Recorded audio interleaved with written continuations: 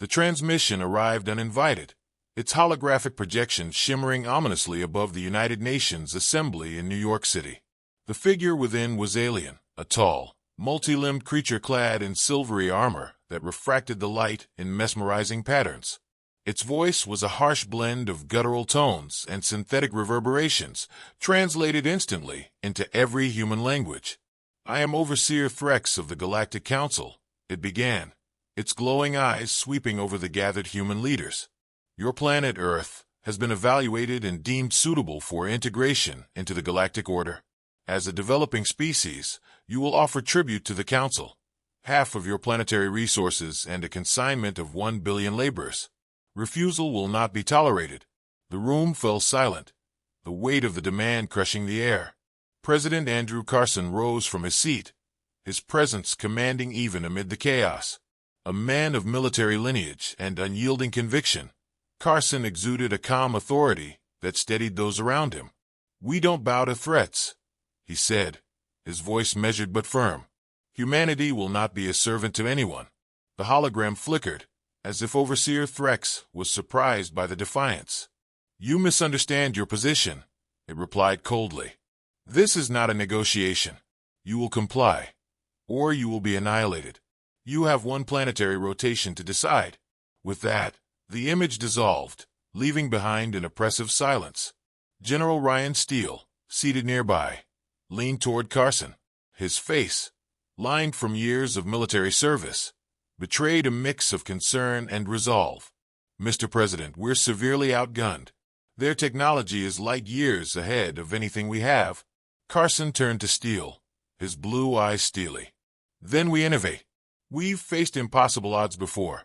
This time is no different."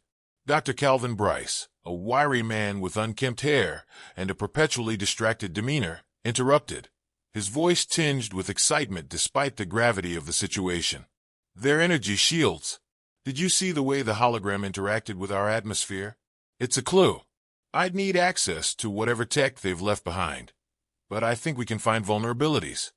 "Calvin," Steele said, his tone skeptical but not dismissive, "this isn't a science fair project. We're talking about survival." "Exactly why we need to think outside the box," Bryce countered. Ethan McAllister, a broad-shouldered aerospace engineer who had been quietly observing, leaned forward. "If we're going to fight back, we'll need to retrofit everything we've got. The only advantage we have is numbers and ingenuity. We've never been afraid to fight dirty." Carson nodded, taking in the varied expertise around him. "Then that's what we'll do. General Steele, mobilize every available defense force.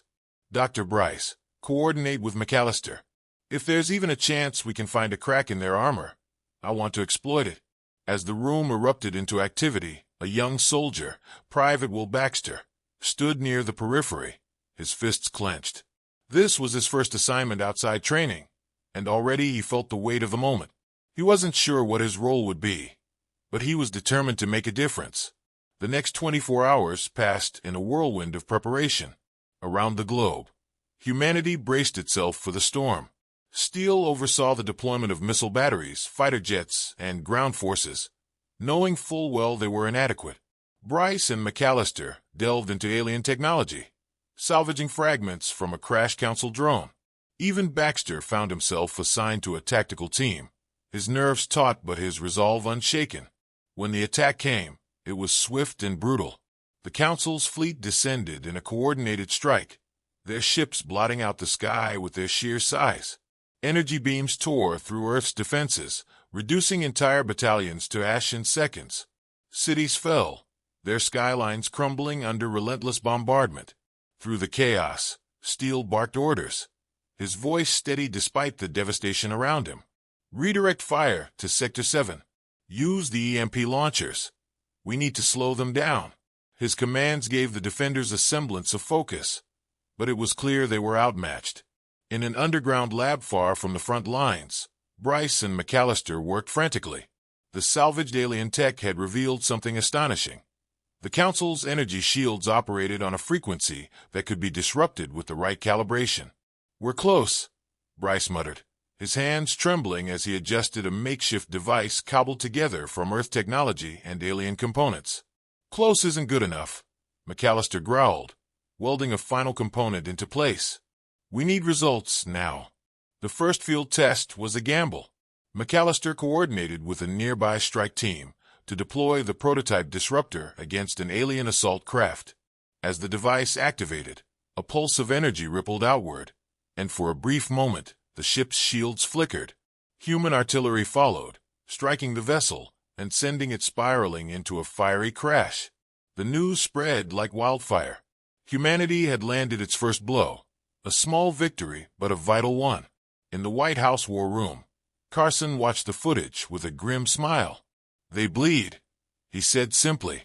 The Galactic Council, however, was not deterred. Overseer Threx broadcast another message, this time directly to Carson. Your defiance is noted and will be punished. You are but an insect before the might of the Council. Prepare to be eradicated. Carson's reply was succinct, delivered with unflinching resolve. We don't break. The stage was set for humanity's desperate fight for survival. As the Council escalated its attacks, humanity's response would be forged in fire, driven by creativity and an indomitable will to endure. The battle for Earth had only just begun. The battlefield stretched across the ruined cityscape, a smoking wasteland where skyscrapers once gleamed. Alien drones hovered above the debris, their sleek, insect-like forms scanning for survivors. Amid the chaos, General Ryan Steele crouched behind a charred vehicle, his comms crackling with updates. Unit 7 is pinned down near the East Quadrant, a voice reported, breathless and strained. Hold your position, Steele commanded. Reinforcements are en route. He glanced at Private Will Baxter, who crouched beside him, clutching his rifle like a lifeline. The young soldier's face was pale, his jaw tight with fear. Baxter, Steele said, his tone steady. You've got a job to do. Stay focused, stay alive. You understand me? Yes, sir, Baxter replied, though his voice wavered. Overhead, the sky shimmered as another wave of alien ships descended, their energy cannons carving through human defenses with mechanical precision. Despite the carnage, Steele's mind worked relentlessly, searching for any opening to exploit. Far from the front lines, in a concealed lab deep underground, Dr. Calvin Bryce and Ethan McAllister stood over a table littered with alien components and human technology. The salvaged alien drone had revealed promising data, but time was running out. The shielding frequencies are more unstable than I expected, Bryce muttered, adjusting a waveform display. His eyes darted between the screen and a hastily assembled prototype. If we can amplify this disruption pulse, we might actually have something that works. McAllister, his hands blackened with grease and soot, slammed a battery pack into the device with practiced force.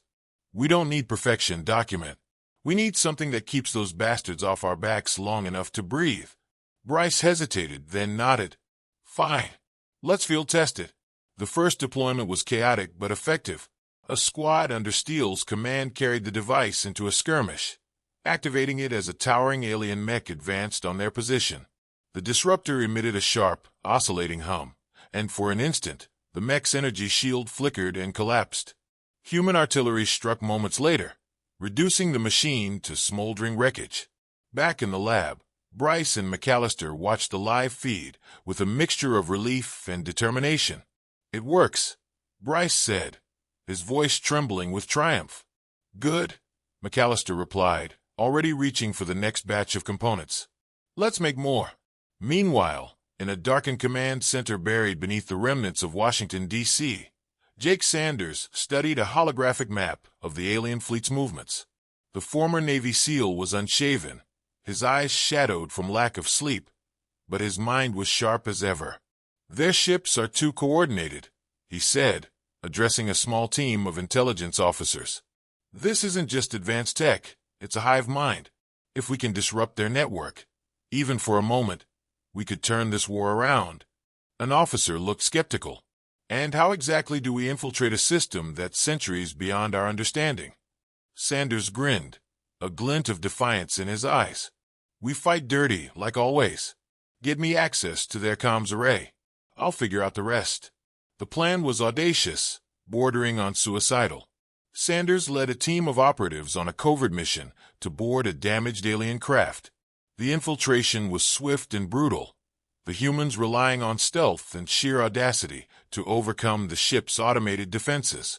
Inside the craft, Sanders connected a data spike to the main terminal, his fingers flying over the alien interface. "Come on," he muttered, sweat dripping down his brow. The system resisted, its countermeasures complex and unyielding, but Sanders had learned long ago that persistence was a soldier's greatest weapon. Finally, the spike activated, feeding a cascade of corrupted data into the alien network. The results were immediate. Across the battlefield, enemy drones faltered, their movements erratic. For a brief, glorious moment, humanity gained the upper hand. General Steele seized the opportunity, rallying his forces for a coordinated assault. "Push them back," he shouted into his comms. "Give them hell." Baxter found himself at the forefront of the charge, his fear replaced by a fierce determination. He fired his rifle with precision, taking down alien soldiers as they scrambled to regroup. Around him, his comrades fought with a desperation born of hope, their morale bolstered by the sudden shift in momentum. But the victory was short-lived. The alien fleet adapted, its systems reasserting control. The drones resumed their advance, and the tide of battle turned once more. Back in the lab, Bryce and McAllister were already working on their next innovation. "We need to scale this up," Bryce said, his voice tinged with urgency. "A single disruptor isn't enough." McAllister nodded, his hands moving deftly as he assembled a larger, more powerful device. "We'll give them something they won't see coming." As the sun set on another day of relentless fighting, humanity's leaders gathered in a secure bunker. President Carson stood at the center of the room, his expression grim but resolute. "We've proven we can hurt them," he said, addressing the room. "Now we need to show them we can win." Steele leaned forward, his voice steady. "With Bryce's tech and Sanders' infiltration, we've got the tools. We just need time to deploy them effectively." Carson met Steele's gaze.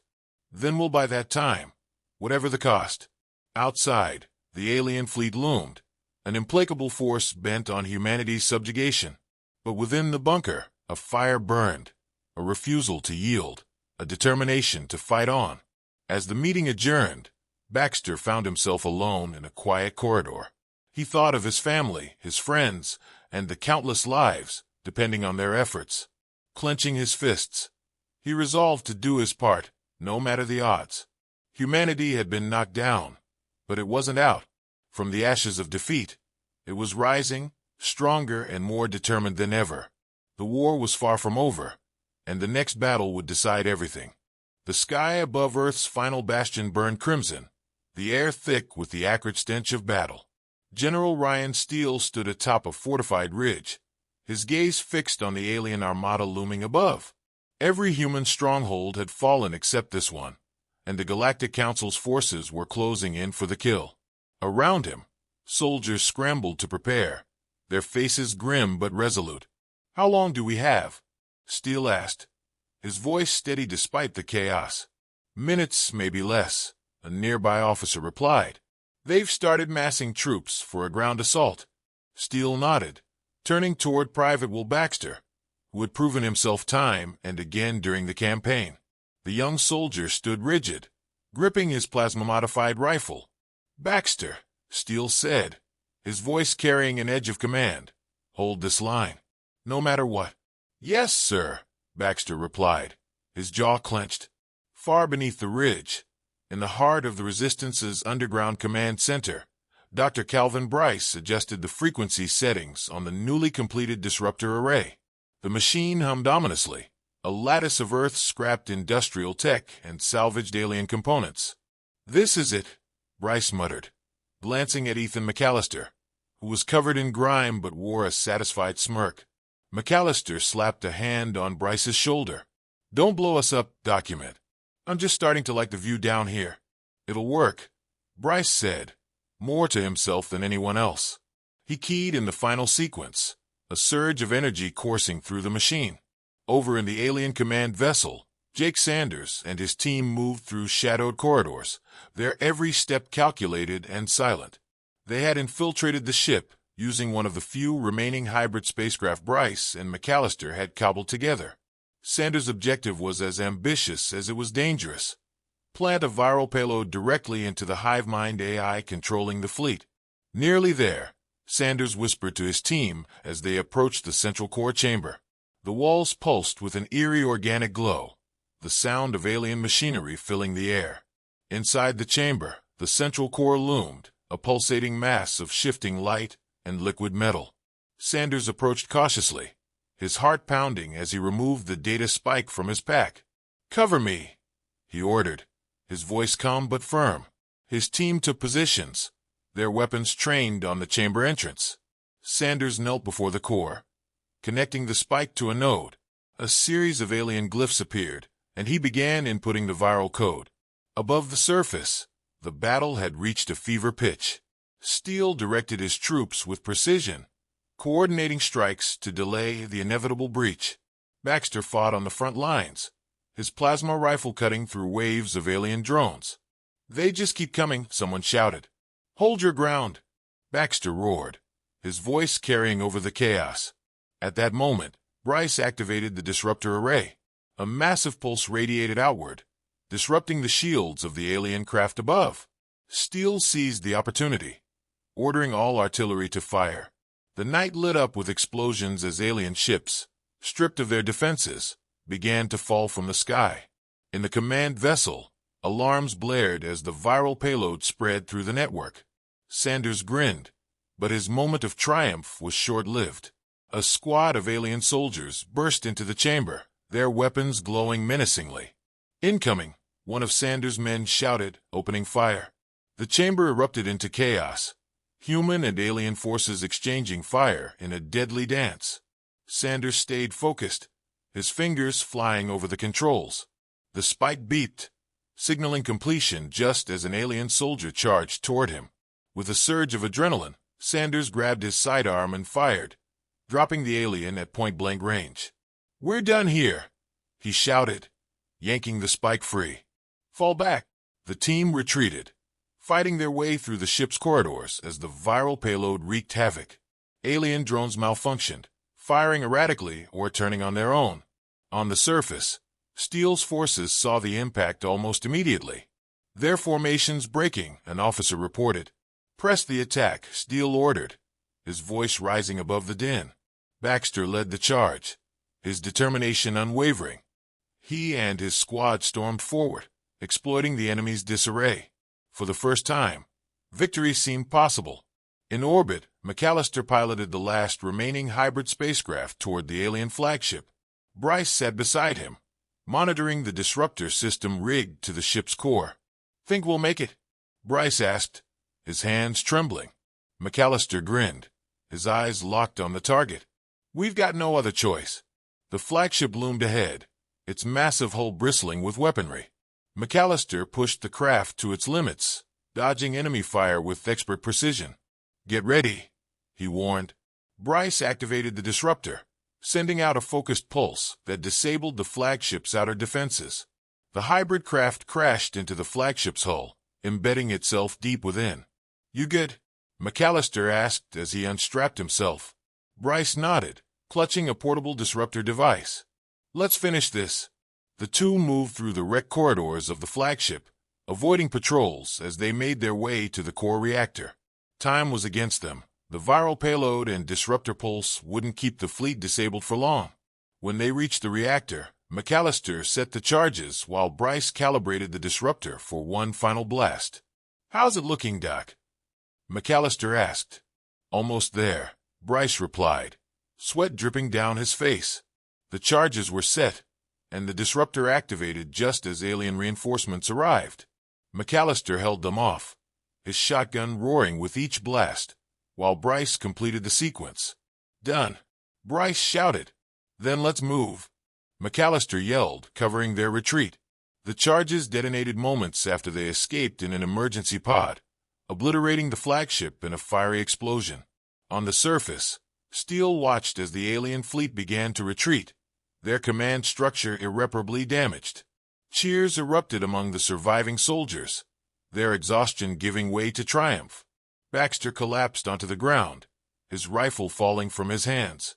For the first time in weeks, he allowed himself to breathe. In the aftermath, humanity stood battered but unbroken. Steele and Carson addressed the planet, their message one of unity and resolve. "We've faced the impossible and emerged victorious," Carson declared. "Let this be a lesson to anyone who dares underestimate humanity." In a quiet moment, Sanders, Bryce, McAllister, and Baxter gathered around a makeshift memorial for their fallen comrades. "We won," Baxter said softly, his voice tinged with both pride and sorrow. "Yeah," Sanders replied, placing a hand on the young soldier's shoulder. "But the real fight is making sure this never happens again." The four of them exchanged a solemn nod, knowing their work was far from over.